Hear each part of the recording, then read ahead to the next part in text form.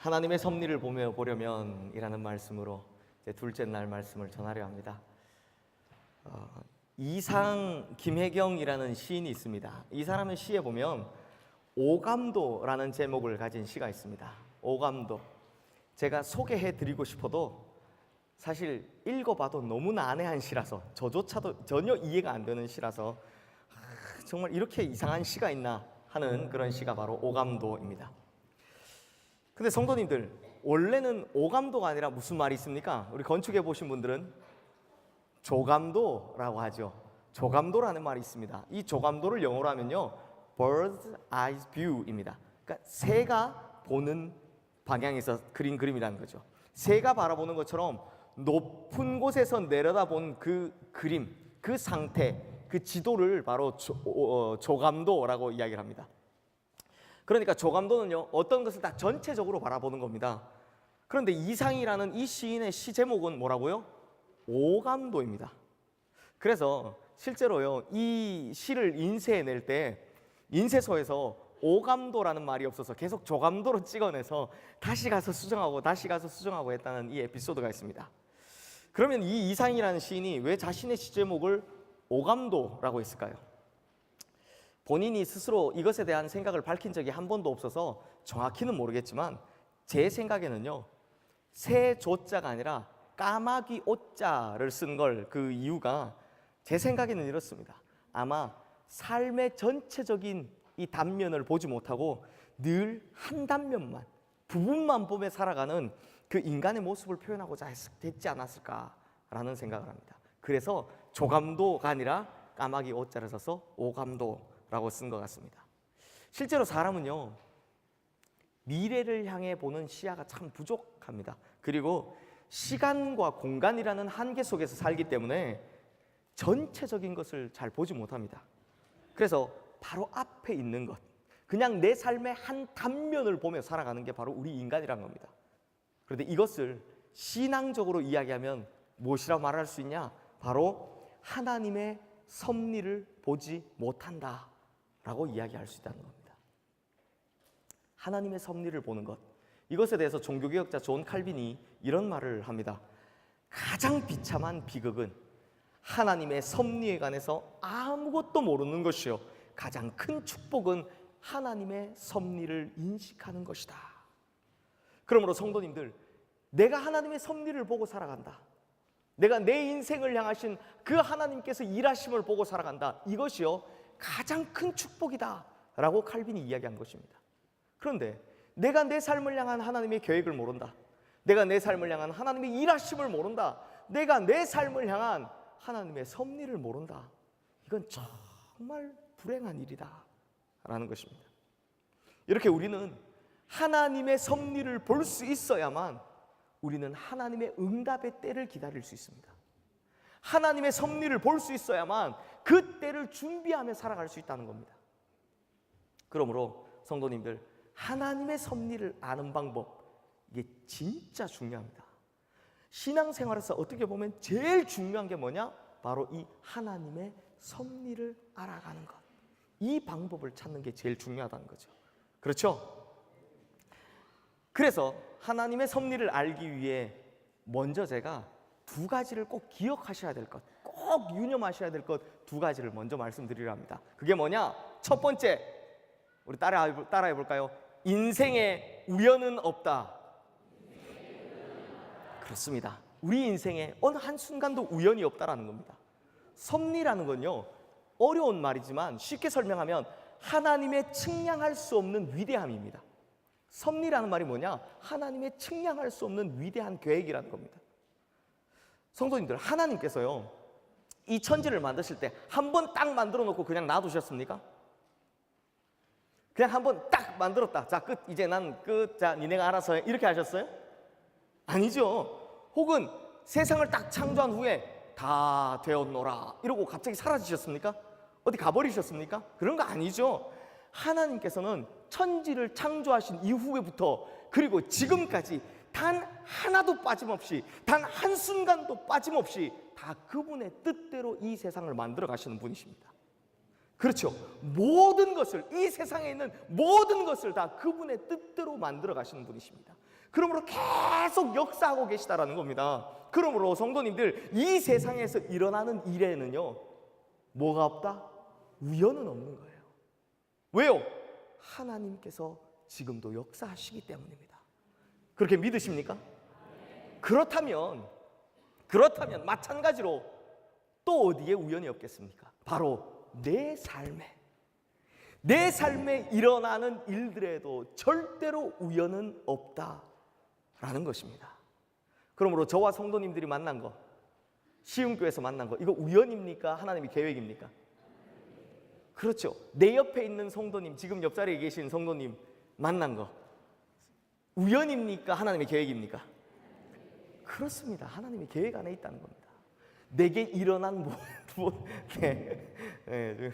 저희 왜 남편을 보시면서 왜 그렇게 웃으세요? 네, 하나님의 계획입니다. 네, 권사님, 네, 하나님의 계획입니다. 내 삶에 일어나는 그 어떤 것 하나도요, 아주 작은 것 하나도 그냥 우연히 일어나는 일은 없다는 겁니다. 다 하나님의 간섭하심이고 하나님의 계획하심이고 하나님의 섭리 안에 그 모든 일들이 일어났다라는 겁니다. 우리 성도님들께서도 이미 경험을 통해서 잘 아시겠지만, 과거에 내가 왜 이런 일을 당했는지 알 수 없었던 것 언제 알게 됩니까? 시간이 지나가 보면, 아, 내가 옛날 그래서 그랬구나, 이 먼 훗날을 되돌아보면서, 아, 내가 그래서 그때 이런 일을 겪었구나 할 때가 있습니다. 그렇죠? 그래서 바로 그때 그래서 그랬구나 라는 것 다 이해할 수 없지만 하나님의 섭리 속에 있다는 것을 믿고 그 섭리에 맞춰서 살아간다면 우리의 인생은 지금과는 완전하게 다 달라질 수 있다는 겁니다. 그러므로 성도님들, 뭐가 중요하냐?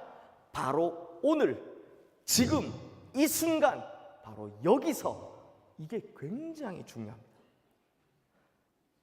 학생들 중에 공부 잘하는 학생하고 공부 못하는 학생하고 특징이 있습니다. 뭔지 아세요? 공부 못하는 학생, 수학 시간에 영어 공부하고 영어 시간에 수학 공부합니다. 이런 학생 중에 공부를 잘하는 학생은 없습니다.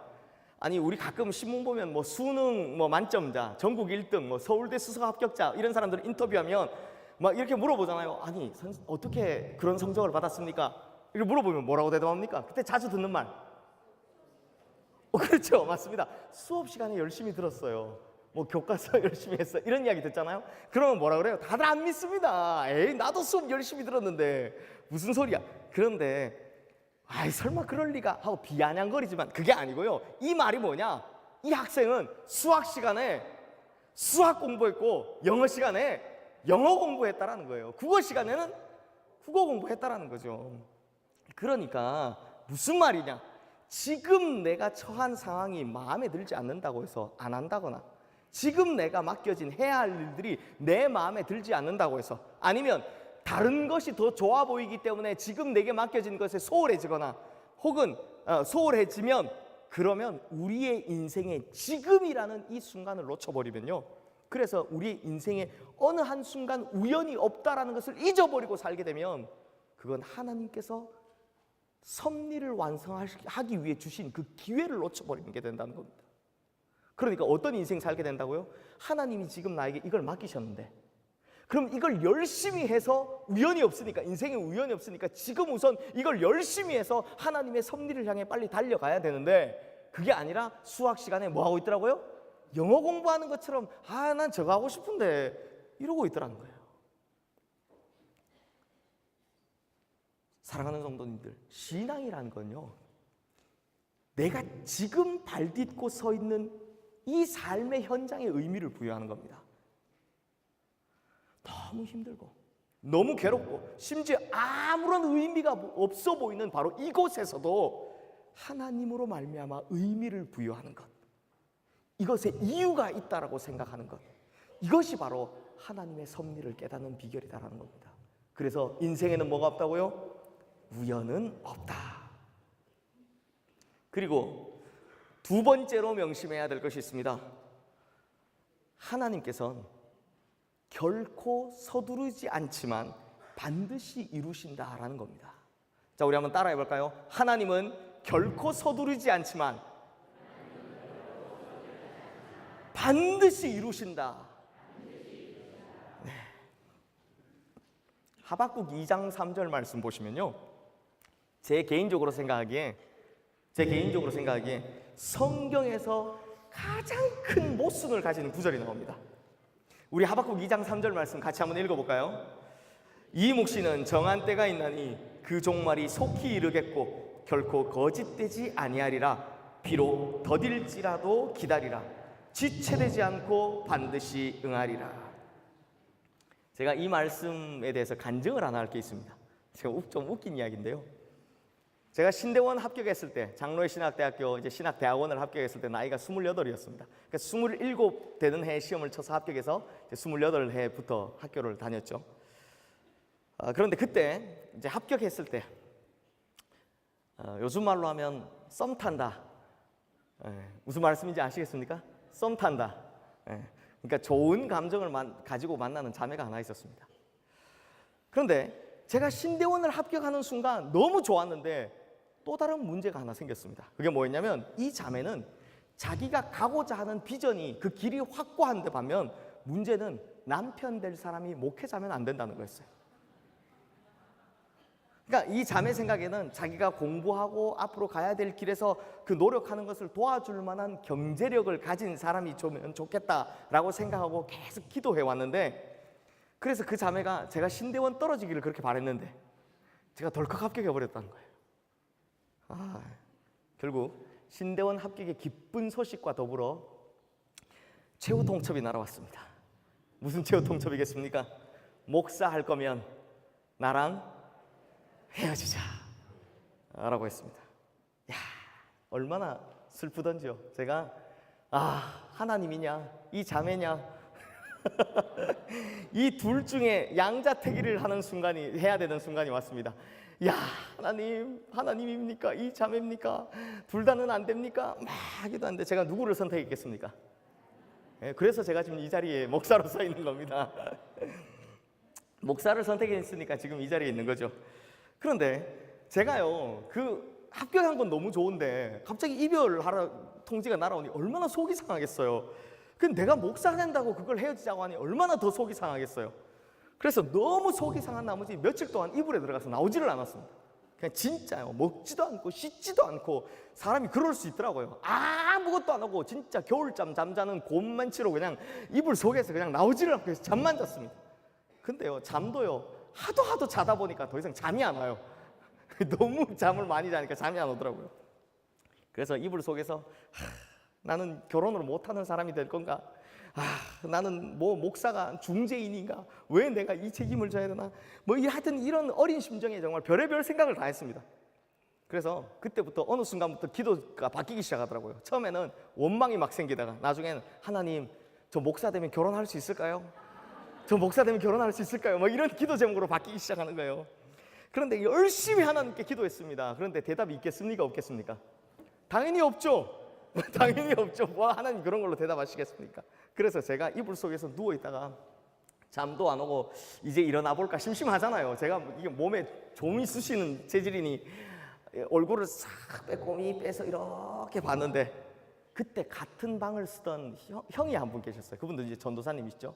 그 형님이 때마침 성경을 딱 펴고, 이분이 그렇게 성경 열심히 보는 분이 아닌데 맨날 이게 원서만 잘 보시는 분인데 갑자기 성경을 딱 펴놓더니 성경을 읽고 계신 거예요.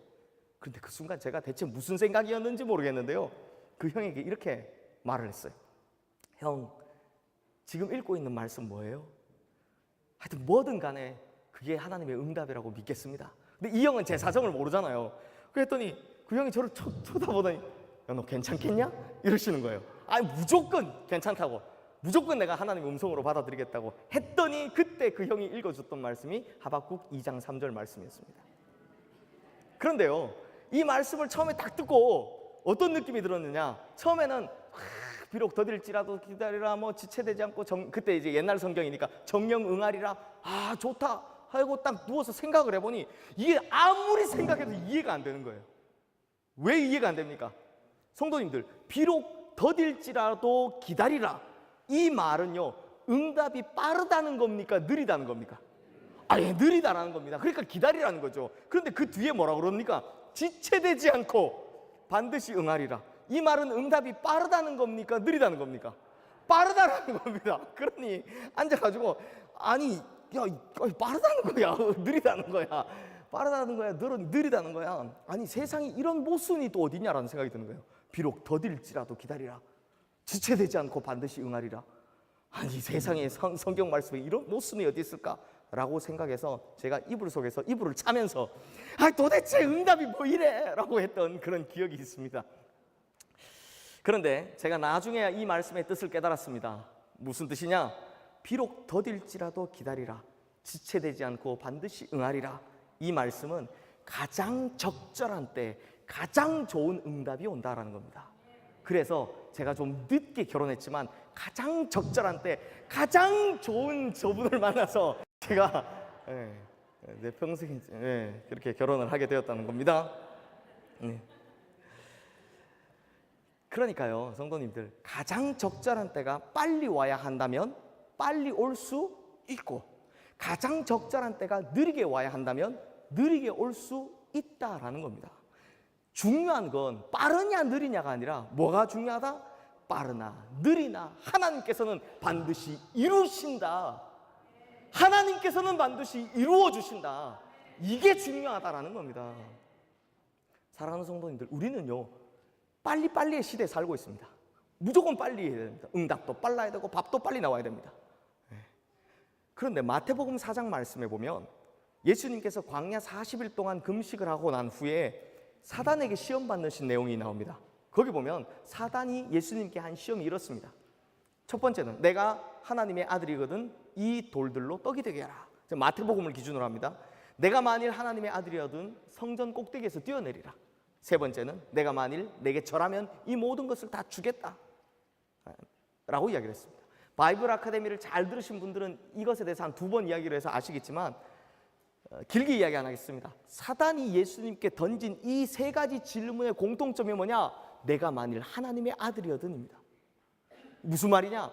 메시아로 인정받으려면 쉽고 빠른 길이 있다는 겁니다. 그래서 내가 돌을 떡으로 만들어서 이 세상 모든 사람의 배고픔을 다 해결해주면 네가 쉽게 메시아로 인정받게 될 텐데, 유대인의 전설처럼 성전 꼭대기에서 뛰어내려서 네가 하나님의 능력으로 말미암아 안 다치면 그냥 쉽게 메시아라고 인정받게 될 텐데, 내가 너한테 절을 받아서 내가 너한테 이 세상을 다 주면 그러면 그 고통스러운 십자가 굳이 지지 않아도 네가 메시아로 인정받게 될 텐데, 사람들이 너를 다 하나님의 아들로 믿게 될 텐데 뭐 그리 힘들고 어려운 길을 가려고 하느냐 라는 시험이었던 거예요. 그렇다면 성도님들, 여기서 볼 수 있는 사단의 시험, 이 사단이 우리에게 주는 시험의 그 핵심이 뭐겠습니까?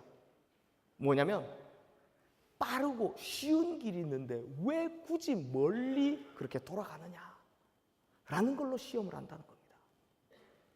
사랑하는 성도님들, 조급증은요, 죄송하지만 사단의 방법일 경우가 많습니다. 때로는 지름길이 사단의 길일 때가 많습니다. 고린도전서 1장 말씀 보면 우리는 십자가의 도를 걷는 자라라고 이야기합니다. 십자가의 길, 십자가의 도를 가는 우리는 일종의 도인이다라는 겁니다. 십자가의 도인이다라는 겁니다. 그러면 십자가의 도인이 무슨 뜻이냐? 우리는 반드시 정도를 걸어가야 하는 사람이다라는 겁니다.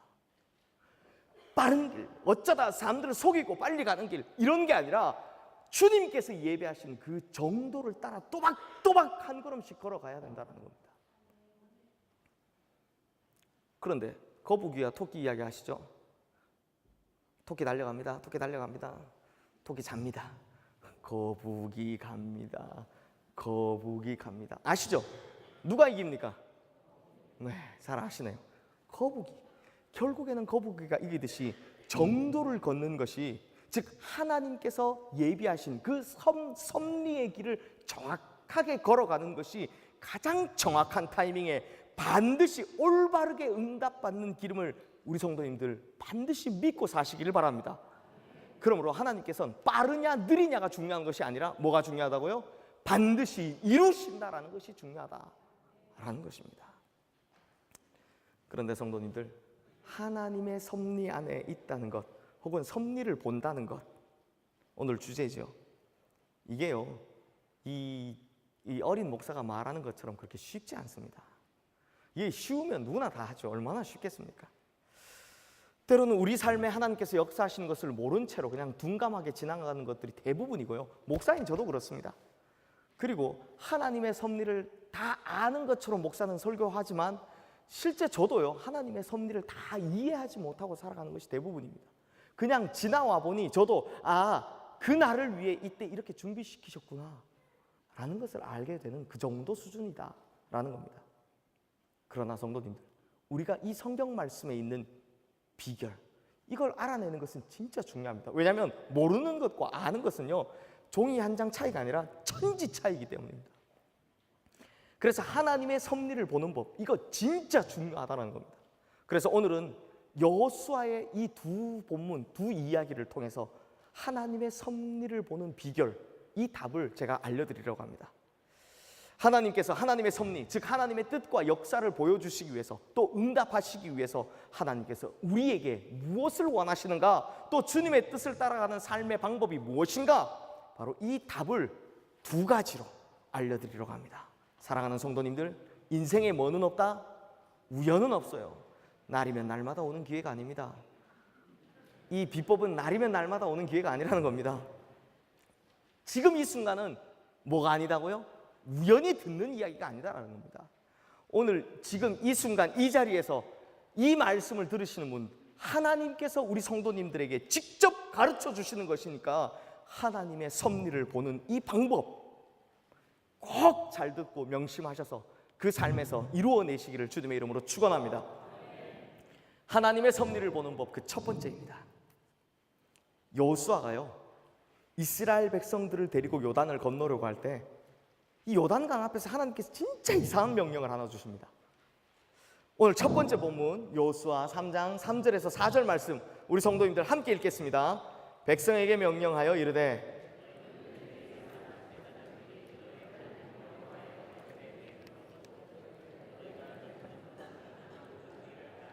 그러나 너희와 그 사이 거리가 2000규빗쯤 되게 하고 그것에 가까이 하지는 말라. 그리하면 너희가 행할 길을 알리니 너희가 이전에 이 길을 지나보지 못하였음이니라. 이 말씀이 뭐냐? 하나님의 언약궤와 백성들 사이를 약 2000규빗 정도 떼어두라라는 겁니다. 그러니까 요즘 식으로 하면 약 900m 정도 떨어뜨려서 가라는 겁니다. 그러면 너희가 행할 길을 알게 될 것이다 라고 하나님께서 말씀하신 겁니다. 그런데 성도님들, 이게 왜 이상하냐? 한번 생각해 보십시오.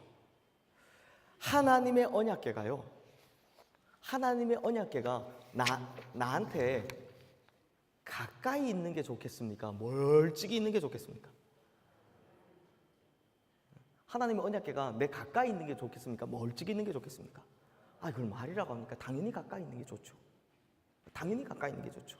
상식적으로 생각해도 하나님의 언약궤가 백성들 가까이 있으면 가까이 있을수록 좋을 텐데 하나님께서는 왜 거의 900m, 거의 1km에 가까운 이 거리를 떼어두고 뒤를 따라가라고 하셨을까요? 왜 그러셨을까요? 답 간단합니다. 민수기 26장에 보면 2차 인구조사가 나오는데 이 당시에 장정만, 20세 이상 싸움에 나갈 만한 장정만 20만 1730명입니다. 60만 1730명입니다. 60만 1730명이면 여자와 20살 아래 사람들과 이 모든 어린아이들까지 다 합치면 200만이 아니라 한 240만이 좋게 넘는 숫자입니다. 어마어마한 숫자입니다. 그런데 그 수많은 무리의 백성과 이 언약궤가 가까워지면 무슨 일이 벌어지겠습니까? 무슨 일이 벌어지겠습니까? 안 보입니다. 이 수많은 무리가 엉켜서 행진할 때 그들의 방향을 가르쳐주고 있는 표대, 즉 그 방향을 인도해주는 언약궤가 이 사람들 눈에 보이지 않게 된다는 겁니다. 지금 이스라엘 백성들이 뭘 따라가고 있습니까? 하나님의 언약궤입니다. 그런데 이 200만이나 넘는 그 사람들이 시야가 탁 트인 평지도 아니요, 그냥 수도 없는 돌산들이 널려있는 그곳에서 바로 코앞에 있는 언약궤를 따라간다면 뒤에 있는 사람은 보이지도 않을 뿐만 아니라 안 보이니까 뒤에 있는 행진들이 다 엉망이 될 거라는 겁니다. 그러나 거리를 두고 저기 앞에 언약궤를 두고 가면 앞서가는 언약궤를 모든 백성들이 다 똑같이 보고 따라갈 수 있다는 겁니다. 이해가 되십니까? 그래서 하나님께서는 누구 한 사람도 빠짐없이 그 언약궤를 보고 따라오라고 거리를 떼어 놓으셨다는 겁니다. 성도님들, 지도자만 언약궤를 보고 가면 됩니까? 여호수아만 보고 가면 됩니까? 아니면 앞에 있는 사람들만 보고 가면 됩니까? 아니죠. 어떻게 했다고요? 모두가 다 하나님의 언약궤를 보고 따라갈 수 있도록 하셨다는 겁니다. 이건 교회도 마찬가지입니다. 목사만 하나님의 언약궤를 보고 따라가면 됩니까? 앞에 계신 장로님들만 하나님의 언약궤를 보고 따라가면 됩니까? 그게 아니라 어떻다고요? 우리 성도님들 모두가 다 우리를 인도해가는 저 표대 하나님의 언약궤를 다 같이 똑같이 바라보고 걸어가야 한다는 겁니다. 그렇다면 성도님들, 도대체 언약궤를 본다, 이게 뭘 의미할까요? 언약궤는요, 구약 성경에 거의 다 예외 없이 하나님의 임재 혹은 하나님의 인도하심을 뜻했습니다. 하나님께서는요, 군대를 앞세우라 하신 적이 없습니다. 그리고 위대한 지도자를 앞세우라 하신 적이 없습니다. 그리고 깃발을 쳐다보라 하신 적이 없습니다. 오직 뭘 따라가라 하셨습니까? 하나님의 언약궤를 따라가라 하셨습니다. 즉 이게 하나님의 임재, 하나님의 말씀, 이것을 따라가라 하셨다는 겁니다. 오직 제사장들이 하나님의 언약궤를 메고 그렇게 900m나 앞서가게 하시면 모든 백성이 한 사람도 예외 없이 오직 하나님의 인도하심을 바라보라는 것, 오직 하나님께만 자기의 시선을 고정하라라는 것입니다.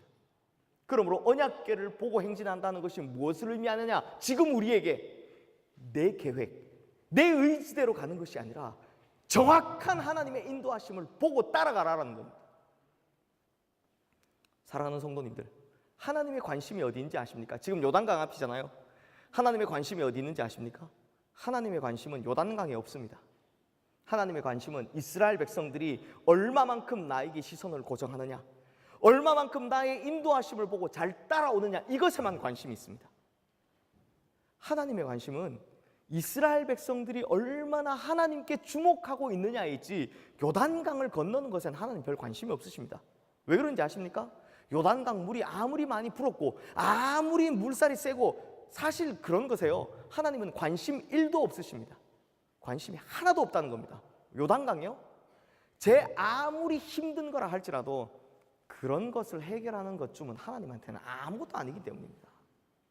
그 문제가 우리 눈에는 엄청나게 크게 보여도 하나님은 그 문제 별거 아니라는 겁니다. 하나님의 관심은 문제가 아니라 어디에 있다고요? 우리에게 있다는 겁니다. 우리가 얼마나 하나님께 시선을 집중하고 있느냐, 이게 하나님의 관심이 있다는 겁니다. 그러므로 하나님의 관심은 오직 이 사람이 나에게 얼마나 자신의 시선을 고정시키고 있느냐, 얼마나 그의 중심을 고정시키고 있느냐, 얼마나 내 인도함을 잘 따라오고 있느냐, 이것에 관심이 있다라는 겁니다.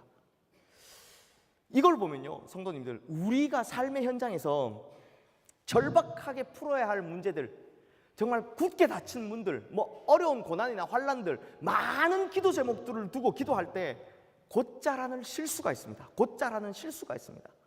그게 뭐냐? 대부분 기도할 때마다 다 문제를 두고 기도한다는 겁니다. 요단강이 있으면 하나님 요단강, 저 요단강 어떻게 가르죠? 어떻게 건너가죠?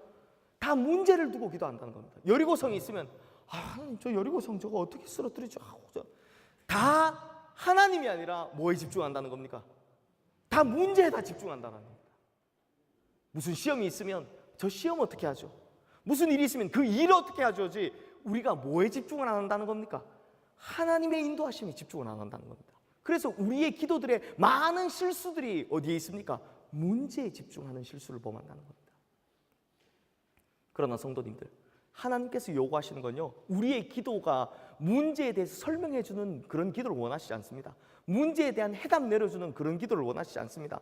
우리 생각에는 그럴 수 있죠. 하나님 가뜩이나 바쁘신데 굳이 이 세상에 수많은 일로 골치 아프신데 그냥 내가 답을 드릴 테니 그대로 해주세요. 대부분 이렇게 기도하잖아요. 하나님 내가 이런 방식으로 이렇게 대답을 해주시면 그게 응답이다 생각하죠. 하나님한테는 중요한 게 그게 아니에요. 하나님께 중요한 것은 문제의 크기가 중요한 것이 아니라 문제의 종류가 중요한 것이 아니라 당신의 시선이, 그러니까 우리 성도님들의 시선이 얼마나 정확하게, 얼마나 자주 하나님을 바라보고 하나님께 머물러 있는가, 이거에 하나님은 관심이 있다는 겁니다. 성도님들, 제가 예전에 수요 예배 드릴 때 이런 예를 드린 적이 있는데, 하나님께서 암을 고치는 게 어려우시겠습니까? 감기 고치는 게 어려우시겠습니까? 정답이에요. 똑같습니다. 그런데 우리는 감기 걸렸다면 기도하시는 분 계십니까? 감기 걸렸다고 나 주께 와서 뭐 이런 분 계세요? 안 계시죠? 감기 걸리면 다 약 사줘라 이렇게 하시잖아요. 근데 우리가 만약에 그런 분이 한 분도 없으셨으면 좋겠어요. 암에 덜컥 걸렸다. 그럼 그때부터 기도하십니까? 안 하십니까?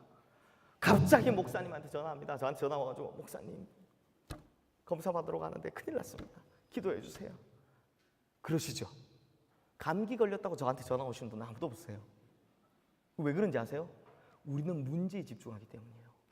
그러니 문제의 크기가 암은 커 보이고 감기는 가벼워 보이죠. 그런데 하나님의 입장에서는 암을 고치는 일이나 감기 고치는 일이나 뭐 그게 똑같다니까요. 말씀만 하면 끝나세요. 그래서 하나님의 관심은 문제에 있는 게 아니라 어디에 있다는 거예요? 우리가 얼마나 하나님께 우리의 중심을, 시선을 고정시키느냐, 여기에 하나님은 관심이 있다는 겁니다. 그러므로 성도님들, 하나님의 섭리를 보는 그 첫 번째 비결, 이게 뭐냐? 바로 그것은 흔들리지 않는 시선.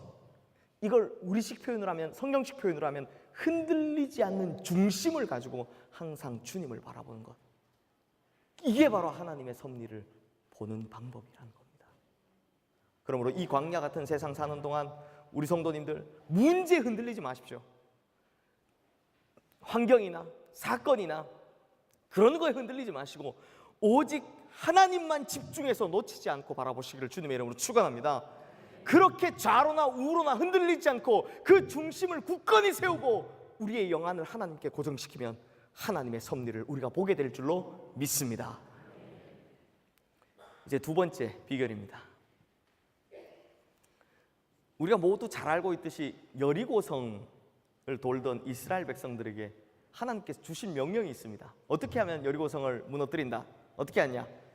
어떻게 했습니까? 하나님의 명령 세 글자로 하면 돌아라 입니다. 돌아라. 하루에 한 바퀴씩, 그리고 일곱째 날은 7바퀴 돌고 마지막에 함성을 하고 지르면 여리고성이 무너진다라는 겁니다. 잘 아시죠? 이렇게 여리고성을 정복하는 데 있어서 하나님께서 이스라엘 백성들에게 주신 명령은 진짜 간단합니다. 그런데요, 제가 만약 이스라엘 백성들이었다면 이 명령이 진짜 이해하기 어려웠을 것 같아요. 그렇잖아요. 어떻게 하라고요? 하루에 한 바퀴씩 돌래요. 돌면서도 별의별 생각이 다 들 것 같아요. 이러면 너무 무너지나 저거? 좀 무너지나? 그런 생각 안 했겠어요? 그냥 왜 하나님께서 나한테 이런 명령을 주실까? 얼마나 고민을 많이 하겠어요. 하루에 한 바퀴 돌 만큼 그 능력도 벅차서 나한테 이런 걸 시키나? 아니면 성이 너무 커서 하루에 한 바퀴만 돌라고 하시나? 그런 것도 아닙니다. 여리고성이 32평방킬로미터 정도 된다고 하니까 한 2시간이면 돕니다. 그런데 내가 그만한 능력이 되는데 하나님께서 그냥 고작 이것만 하라고 하신다고 하면 우리는 대부분 좀 이상하게 생각합니다. 이 한국 분들 특징이 뭔지 아세요? 내가 열심히 공부해서 시험을 통과하면 뿌듯하다 생각하는데, 공부 안 했는데 시험을 통과하면 이 시험 잘못된 거 아니야? 이렇게 생각을 하신다는 겁니다. 그래서 뭐라고 생각하냐면 하나님이 그냥 한 바퀴만 돌아라니까 이거 해서 될까? 이거는 안 될 것 같은데, 이런 생각을 하더라는 겁니다. 성도님들, 하루에 한 바퀴만 돌아라. 이거 진짜요, 저 같은 사람한테는 고통스러운 명령이에요. 저는요, 좀 뭐든지 도전하는 걸 좋아합니다. 예를 들면 식당이 새로 생겼다. 그럼 대부분 다른 사람이 맛있다고 할 때까지 잘 안 가시죠? 저 무조건 들어갑니다. 이거 이 집 잘하는 거 뭐지? 무조건 먹어보는, 좀 약간 좀 그런 스타일을 좋아해요. 그리고 뭐가 있으면 도전적이고 좀 진취적인 생각을 하는 걸 좋아하고 막 이렇습니다. 그래서 뭔가를 해도 새로운 거 해보는 거 되게 좋아하고요. 좀 그런 면이 있습니다. 좀 지는 거 싫어하고요. 우리 목사님들 잘 아시는데 운동하면 제가 지면 또 한 판 더 해. 이러네. 한 판 더 해. 아마 제가 볼 때는 우리 부목사님들이 저한테 봐주시는 것 같은데 빨리 지고 빨리 집에 가자 막 이러시는 거 아닌가 모르겠어요. 네, 그렇습니다. 제가 근데 그러니까 저 같은 사람한테는 이 하루에 한 바퀴 돌아라 이게 진짜 어려운 명령입니다. 왜요? 아니 나한테 이것만 하라고? 충분히 할 수 있는데 하지 말라고 하시고 또 충분히 가능한데 기다리라고 하시면요 뭔가 나를 믿지 못해서 하나님께서 이러시나 하는 생각이 들게 되더라는 겁니다. 더구나 이러기를 하루가 아니라 6일을 해야 됩니다. 7째 날에는 7바퀴를 도는데 제사장의 나팔을 길게 보면 고함을 쳐야 합니다. 그러면 이 성이 무너진다라는 겁니다. 이게 지금 우리는 무너졌다는 결과를 아니까 이게 아무렇지도 않아 보이지만 그때 당시에 내가 그 사람이었으면 돌면서 별의별 생각을 다 했을 것 같습니다. 이런다고 무너진다고? 진짜로? 담대하다기보다는 너무나 무모해 보이고 뭐 가능성으로 보기에는 너무나 비현실적입니다. 그러나 성도님들, 우리가 이 여리고성을 정복하는 이야기, 너무 잘 아시는 이 이야기에서 빠뜨리고 있는 이야기가 하나 있습니다. 잘 모르시는 게 하나 있습니다. 그게 뭐냐? 오늘 본문 두 번째 여호수아 6장 10절 말씀에 보면 이스라엘 백성이 여리고성을 돌라고 하시던 하나님께서 그들에게 명령해 주신 아주 특별한 명령이 하나 있다라는 겁니다. 우리 여호수아 6장 10절 말씀 함께 읽겠습니다.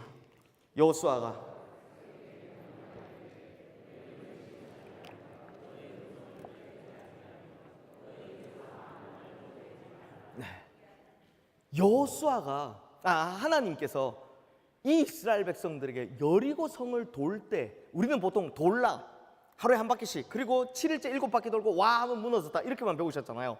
하나 더 명령하신 게 있습니다. 그게 뭐냐? 바로 침묵하라 라는 것이었습니다. 침묵하라. 침묵으로 행진할 것을 명령하셨다는 겁니다. 7일 동안 여리고성 도는 내내 무조건 그 와 소리 내기 전까지 무조건 침묵하라 라는 겁니다. 그렇다면 성도님들, 왜 하나님께서는 이스라엘 백성들에게 이 7일 동안의 침묵을 명령하셨을까요? 그 이유요? 아주 간단합니다. 제가 앞서 그랬잖아요. 돌 때 별의별 생각이 다 들었을 것 같다 그랬죠. 마찬가지로 우리 마음속에서 올라오는 불평과 불만의 소리들을 다 끊어내기 위해서입니다. 이해가 안 되니까요. 부정적인 말, 이런 말들의 영향을 하나님께서 애시당초 차단시키기 위한 하나님의 의도가 바로 그들에게 아무 말도 하지 말고 그 입에서 아무 소리도 내지 말고 침묵하며 그 성을 돌아라 라고 하셨다는 겁니다. 만약 이 순간에 요즘처럼 언론의 자유를 허락하셨다면 아마 난리 났을 겁니다. 우리가 돌기만 하는 이유가 뭐냐? 전쟁 준비하는 게 더 합리적이지 않냐? 뭐 별의별 이야기가 다 나왔겠죠. 전쟁 준비하려면 여리고성을 치려면 군사적인 훈련을 준비하고 전략을 짜고 무기를 만들고 해야 되는데 아니 돌아라니 이게 우리가 돌아라니 돌겠다. 내가 돌았다. 네, 돌았네요. 제가 이렇게 원고 이렇게 썼어요. 우리가 돌았다고 이렇게 매일 성만 도냐? 네. 나팔만 불고 고함만 치면 다 되냐? 라는 그런 말을 하면서 불평을 했을 것 같습니다. 특히 저 같은 사람 그랬을 것 같습니다. 그러면 어떻게 됩니까? 그런 말들이 이 말은요 영향력이 빨라요. 그래서 동조자를 얻고 또 여호수아를 반대하는 세력이 생기겠죠. 그리고 결국에는 하나님의 명령을 반대하는 소리들이 터져 나올 거다라는 겁니다. 그러나 하나님께서 뭘 명령하셨습니까? 침묵. 아무 말도 하지 마라 라는 이 침묵의 명령 때문에 그냥 말없이 다 불평과 불만을 안으로 삭힌 상태로 오히려 기도하며 여리고성을 침묵으로 돌았다는 겁니다. 그러면 성도님들, 왜 침묵입니까? 왜 하나님께서 침묵이라는 것을 명령하셨을까요? 침묵은요, 자기를 돌아보게 하는 힘이 있기 때문입니다. 침묵은 오늘 이따 저희 기도할 때 침묵 기도할 텐데요. 마지막에 침묵은요, 집중하게 하는 힘이 있기 때문입니다. 그리고 침묵은 기도하게 하는 힘이 있기 때문입니다. 그러므로 하나님께서 많은 말보다 침묵을 명령하신 이유는 전쟁의 진정한 승리는 우리의 오고 가는 전략이나 전술 혹은 무기나 인간의 지혜나 능력에 있지 않고 오직 이 전쟁의 승리는 하나님께 달려있음을 그걸 경험해보라는 의미였습니다. 그러므로 하나님께서는 그렇게 불평과 불만을 속으로 삭혀가며 하나님께서 하실 것이다, 하나님께서 하실 것이다라는 그 믿음 하나 가지고 잠잠히 침묵하며 기다리며 걸어가는 바로 그 사람의 기도를 들어주신다라는 것입니다. 성도님들, 지금 여호수아와 함께하는 이 세대들, 바로 앞 세대가 누구 세대입니까? 모세 세대들. 이 모세 세대의 이스라엘 백성들은요, 광야 40년을, 그 사람들의 광야 40년을 한마디로 요약하면 불평과 원망이었습니다. 날마다 이해하지 못할 일들이 그들에게 벌어집니다. 이런 일들 앞에서 이 백성들이 뭘 잘했냐? 오롯이 쏟아내는 불평과 원망. 그래서 당시 이스라엘 백성들에겐 그게 자연스러운 일이었습니다. 그런데 그 결과가 뭐였습니까? 하나님의 가장 큰 기적인 약속의 땅 가나안을 앞에 두고 다 탈락이었습니다. 한 명도 못 들어갔습니다. 여호수아와 갈렙을 빼고. 하지만 이걸 보고 자랐던 여호수아의 세대들, 이 이스라엘 백성들은요, 반면교사, 타산지석 덕분인지 그들의 조상과 같이 하지 않았습니다. 자신의 실력, 자기의 경험, 이런 것에서 나오는 것을 믿지 않았습니다. 그냥 그들이 믿는 하나님이 시키는 대로 합니다. 그래서 어떻게 합니까? 침묵하는 겁니다. 하나님께서 하실 것이다라는 확신 때문에 침묵했다라는 겁니다. 그래서 결국에는 그 침묵의 7일이 지나고 고함을 치자 단 이스라엘 백성 중에 단 한 명의 사상자도 없이 가나안 땅에서 가장 강력했던 성 여리고를 취할 수 있었다는 겁니다. 그러므로 성도님들, 침묵은 언제 가능하느냐? 하나님께서 하실 것이다라는 그 믿음이 있을 때 이 침묵은 가능하다라는 겁니다. 사랑하는 성도님들, 이 시간 제가 정말 중요한 것을 우리 성도님들께 하나 여쭤보려 합니다. 진짜 중요한 겁니다. 성도님들, 침묵도 하나님의 응답이라는 것을 믿으십니까? 우리의 침묵이 아니라 하나님의 침묵도, 그것도 하나님의 응답이다라는 것을 믿으십니까? 그렇습니다. 때로는요, 하나님의 침묵이 하나님의 응답이 될 때가 있습니다. 그러므로 이걸 믿으신다면, 아멘 하셨으니까 이걸 믿으신다면, 하나님께서 침묵하실 때 우리가 어떻게 해야 되냐? 우리도 침묵으로 반응해야 진짜 하나님의 응답을 경험할 수 있다는 겁니다. 하나님이 말씀하지 않으면 보통 우리는 답답해하죠. 왜 하나님 어디 계십니까? 뭐 하십니까? 따지죠. 제가 그렇습니다. 그런데 성경에는 뭐라 써 있냐면, 하나님의 침묵에는요, 우리도 침묵으로 기다리고 반응해야 된다는 겁니다. 그래야 하나님께서 응답하신다는 겁니다. 우리가 말하지 않으면 하나님께서 조용히 역사하신다는 겁니다. 이 하나님의 조용한 역사가 바로 내일 주제입니다. 내일도 꼭 오세요. 우리가 불평과 원망의 소리를 하나님한테 막 쏟아내지 않고 있으면, 하나님께서는, 그래서 침묵하고 있으면 하나님께서 잠잠히 역사하실 것이다 라는 겁니다. 이 조용히 잠잠히가 되게 약해 보이죠? 내일 와서 들어보십시오. 이게 얼마나 강력한지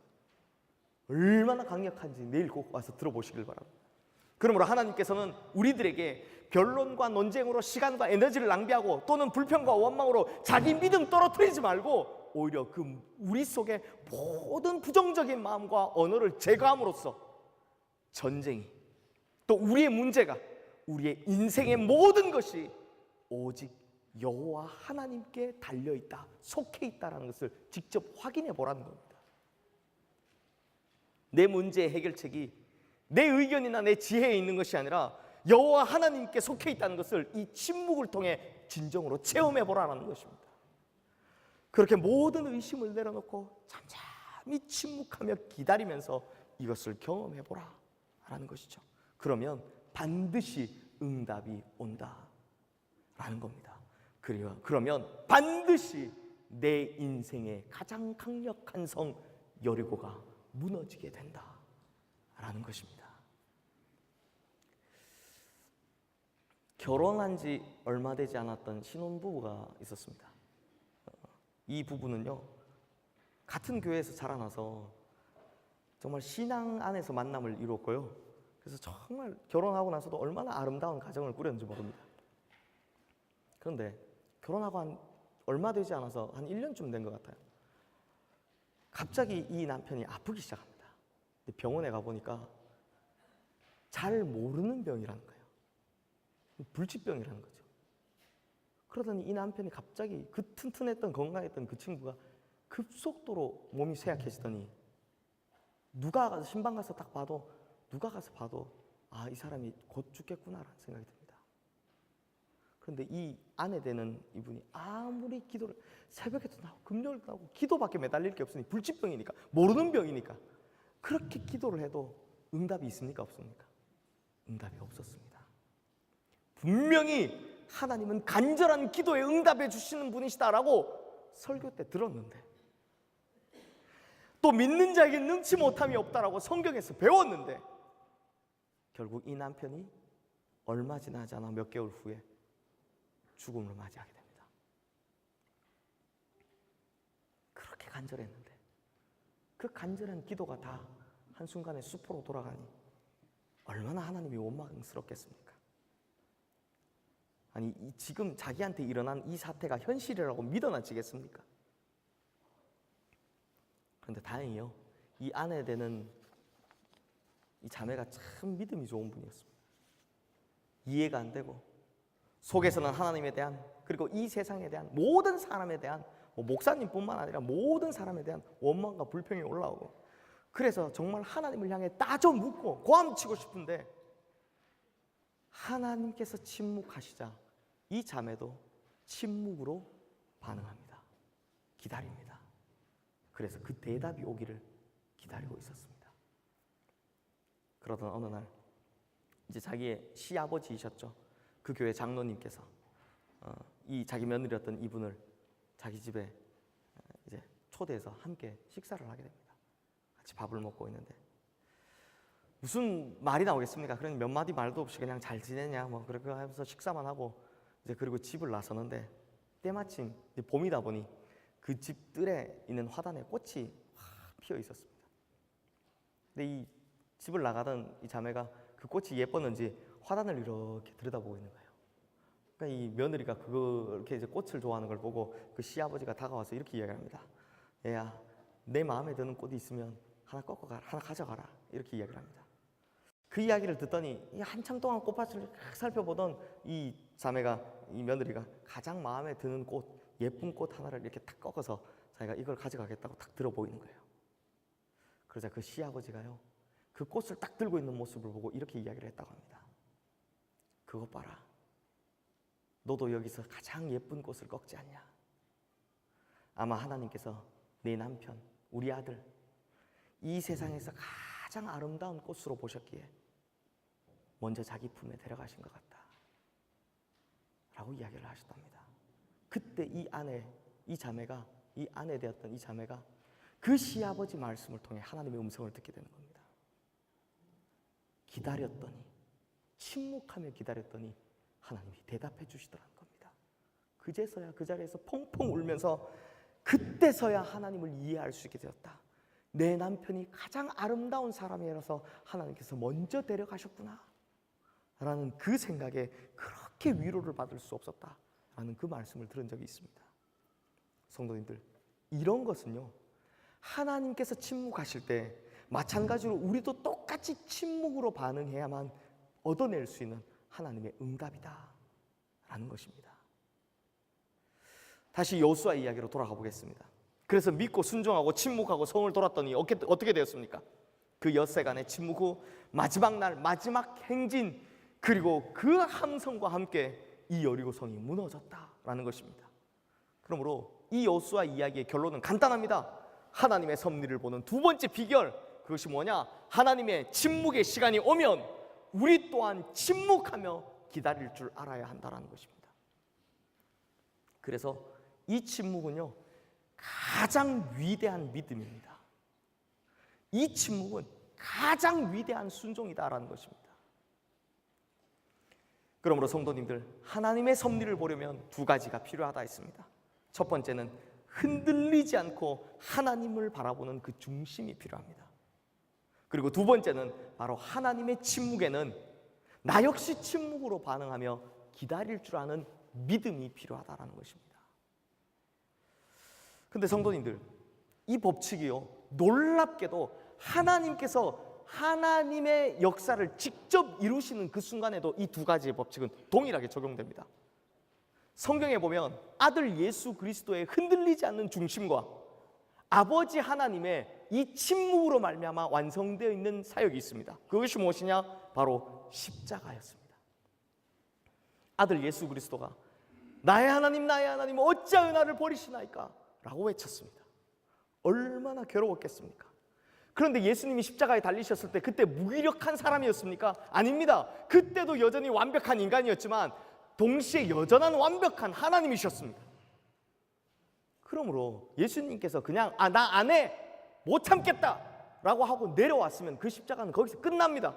그런데 예수님께서 엘리 엘리 라마 사박다니 그 괴로움을 외치시면서도 끝까지 흔들리지 않는 중심으로 죽기까지 버텨내셨다는 겁니다. 그 흔들리지 않는 중심으로 버텼기 때문에 아들 예수 그리스도는 십자가에서 죽을 수 있었습니다. 그러면 하나님은 어떻게 하셨습니까? 나의 하나님 나의 하나님 어찌하여 나를 버리셨나이까? 라는 이 아들의 외침에 하나님은 아무런 대답을 하지 않으십니다. 침묵하십니다. 왜냐하면 그 기도에 반응하면 십자가의 구원은 물거품이 되기 때문입니다. 그러니 하나님이 어떻게 하셨다고요? 하나님의 뜻을 이루기 위해 침묵하시는 거예요. 그래서 몰트만이라는 신학자가 십자가에 달리신 하나님이라는 책에서 뭐라고 이야기하느냐? 아들 예수 그리스도는 십자가에서 자기의 몸을 죽였고 아버지 하나님은 십자가에서 자기 마음을 죽였다 라고 이야기합니다. 왜요? 흔들리지 않는 중심 그리고 침묵이 있어야만 이 십자가는 완성될 수 있었기 때문입니다. 사랑하는 성도님들, 그러므로 우리 또한 이 흔들리지 않는 중심과 침묵 이 두 가지를 통하여 하나님께 반응하면 하나님께서는 우리를 통해서 너무나도 완벽하고 너무나도 아름다운 하나님의 위대한 역사를 이루어 가실 줄로 믿습니다. 말씀을 마무리하겠습니다. 성도님들, 우리 속담에 보면 천리길도 한 걸음부터라는 말이 있습니다. 이건 속담이지만 하나님의 섭리를 다 이해하지 못하고 살아가는 우리한테 너무나 올바른 삶의 방법을 가르쳐주고 있는 겁니다. 사실 우리는 하나님의 섭리를 다 이해하기에는 너무나 부족한 사람들입니다. 정말 장님 코끼리 만지듯이 그냥 일부분만 보게 되죠. 한계 속에서 살아가는, 시간과 공간이라는 한계 속에서 살아가는 너무나 나약한 인간일 뿐입니다. 정말 하나님의 섭리를 바라보는 것에 있어서는 죄송하지만 소경 같은 사람들입니다. 저도 그렇고 우리 성도님들도 그렇고 마찬가지일 거라 생각됩니다. 그러나 우리가 그 천리길 뒤에 있는 그 목적지, 거기에 뭐가 있는지는 모르지만 우리가 잘 할 수 있는 거 하나 있습니다. 그게 뭐라고요? 한 걸음. 한 걸음. 이건 잘 할 수 있다는 겁니다. 우리가 잘 할 수 있는 것이 하나 있다면 바로 오늘 나의 한 걸음 한 걸음을 흔들리지 않는 중심 그리고 침묵을 통해 걸어가는, 옮겨가는 이 하나는 저와 우리 성도님들 모두가 다 잘 해낼 수 있다는 겁니다. 그렇게 그 걸음을 하나씩 옮겨가다 보면 언젠가 우리가 그 천리길을 다 걸어 하나님께서 예비하신 그 하나님의 목적지에, 약속의 땅에 도착할 수 있게 된다라는 것입니다. 세계적인 부흥사 빌리 그레이엄이라는 목사님과 함께 사역을 하던 한국계 한 분이 계셨습니다. 혹시 아십니까? 킴 웍스. 아마 원래 한국 이름이 성이 김 씨였던 것 같아요.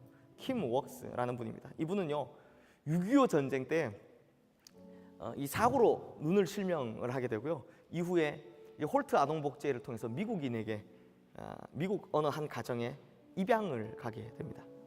근데 다행히 이분이 입양된 가정이 참 크리스찬 믿음의 가정이라서요. 이분은 신앙 교육을 받으면서 자라게 되고 정말 실명한 소경이었지만 그 부모님들이 극진히 이 분을 보살펴줘서요. 이후에 이제 인디애나 주립대학에서 성악을 전공하게 되고 나중에 오스트리아까지 유학을 갔다 오게 됩니다. 그리고 이후에 빌리 그레이엄 목사님을 만나서 그 집회 중에 찬양을 하고 그리고 간증을 하는 그 역할을 감당하는 분이 됩니다. 그런데 이 키목스라는 분의 간증에 보면 이런 이야기가 있습니다. 성도님들, 사람들이 다 자기가 소경이니까 눈이 안 보이니까 팔을 붙들고 안내해주잖아요. 다 안내해주잖아요. 그런데 그분의 간증에 보면 이런 말이 있습니다. 사람들이 자기의 팔을 붙들고 인도해 줄 때 그 어떤 사람도 자기에게 100m 앞에 뭐가 있어요 라고 이야기하는 사람이 아무도 없다는 겁니다. 저기 멀리에 뭐가 있어요 라고 이야기하는 사람이 아무도 없다는 겁니다. 단지 뭐라고 이야기합니까? 앞에 물이 있으니 피해 가세요. 앞에 계단이 있으니 조심하세요 라고 이야기를 하더라는 겁니다. 그러면서 이 키목스라는 분이 하는 이야기가 뭐냐? 그렇게 나는 나를 인도하는 분을 믿고 한 걸음씩 그 걸음을 옮기기만 하면 결국 내가 가고자 하는 목적지에 도착하게 되더라 라는 것입니다. 이 눈이 멀어버린 분의 이 이야기가 우리에게 얼마나 감동입니까? 영적인 소경 같은 우리가 어떻게 하나님의 섭리를 다 보고 다 이해하며 살아갈 수 있겠습니까? 그러나 한 가지 잘할 수 있는 게 있다면 내 한 걸음 한 걸음을 주님의 인도하심을 따라 그 흔들리지 않는 중심과 그리고 이 침묵을 통해 그 기다림을 통해 나의 한 걸음 한 걸음들을 걸어갈 수 있다는 겁니다. 그렇게 걸어가다 보면 결국 우리는 우리의 목적지 하나님께서 예비하신 여호와 이레의 하나님께서 준비해 놓고 계신 그 약속의 땅 가나안에 도착할 수 있게 된다라는 것입니다. 성도님들, 하나님께서 우리를 인도하시는 방법도 똑같습니다. 우리는 우리의 10년 후를 알지 못합니다. 우리의 20년 후를 알지 못합니다. 아니 당장 우리는 그냥 내일 일도 알지 못합니다. 하지만 내 삶의 한 걸음 한 걸음을 흔들리지 않는 중심, 하나님께 고정된 시선과 침묵의 기다림으로 말미암아 그렇게 한 걸음씩을 옮겨가면 우리는 반드시 어느 날 하나님의 응답에 도착하게 될 줄로 믿습니다. 그러므로 하나님의 섭리를 통해 결국 응답하실 것을 믿는 성도는요, 볼 수 없지만 소경같이 볼 수 없지만 믿음으로 바라보며 그 한 걸음을 떼는 성도, 바로 그가 진짜 믿음의 성도라는 것입니다. 이러한 성도는 마치 쏟아지는 폭풍 속에서 무지개가 뜰 것을 기다리는 노아 같은 성도이고, 지금은 희미할지라도 그날에는 마주보게 될 것이다라는 것을 그 희망을 가지고 살아가는, 소망을 가지고 살아가는 바로 사도 바울 같은 성도라는 것입니다. 내 눈에 아무 증거 보이지 않아도, 이 귀에 아무 소리 들리지 않아도 우리는 볼 수 없는 것을 바라보는 믿음을 가지고, 그리고 폭풍 속에서도 보이지 않는 그 무지개를 볼 수 있는 믿음을 가지고 하나님께 시선을 고정시키고 그렇게 기다리며 살아간다면, 그렇게 한 걸음씩을 떼며 살아간다면 우리는 반드시 하나님의 섭리를 경험하게 되는 성도님들이 될 줄로 믿습니다. 그러므로 우리가 흔들리지 않는 중심과 기다림의 침묵으로 오늘을 살고 한 걸음씩을 떼어가며 살아가면 하나님께서는 우리를 하나님께서 예비하신 내일로 인도하셔서 마침내 내 인생을 하나님께서 약속하시고 계획하신 그곳에 도달하게 하실 줄로 믿습니다. 성도님들, 역사를요 영어로 히스토리라고 합니다. 근데 어떤 분이 이 이야기를 이렇게 합니다. 내 삶의 역사는, 히스토리는 his story, 그분의 이야기다 라고 합니다. 그분의 이야기, 내 인생은 바로 하나님께서 써내려 가시는 이야기라는 겁니다. 내 삶의 역사는 바로 하나님께서 써내려 가시는 그 스토리라는 겁니다. 그러므로 우리가 흔들리지 않는 중심과 기다림의 침묵으로 반응하면 우리의 인생의 스토리의 결론은 네버엔딩 스토리, 영원히 끝나지 않는 정말 아름다운 하나님의 이야기가 될 줄로 믿습니다. 우리 함께 찬양하며 기도하며 나가겠습니다.